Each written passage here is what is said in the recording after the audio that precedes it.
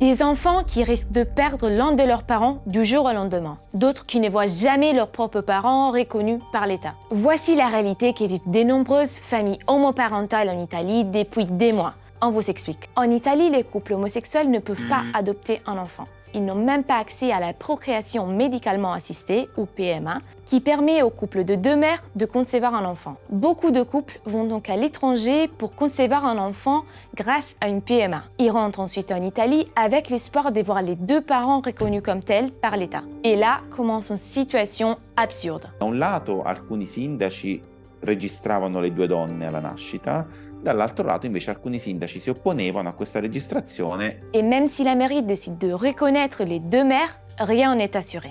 Il sindaco, come accade in quasi tutte le città italiane, si è rifiutato e ci siamo rivolti al tribunale. Il tribunale aveva obbligato il sindaco a registrare la bimba come figlia di entrambe.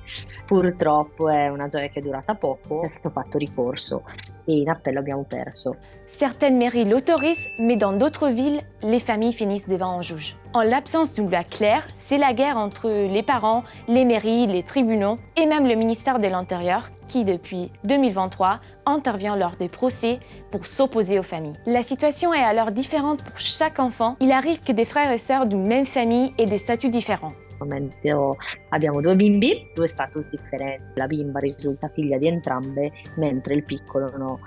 Quindi il caso assurdo. Si le parent non biologique n'est pas reconnu dès la naissance de l'enfant, il ou elle peut alors procéder par une autre voie. C'est ce qu'on appelle l'adoption spéciale, qui lui permet d'adopter le fils de son compagnon. Une solution longue, compliquée et peu sûre.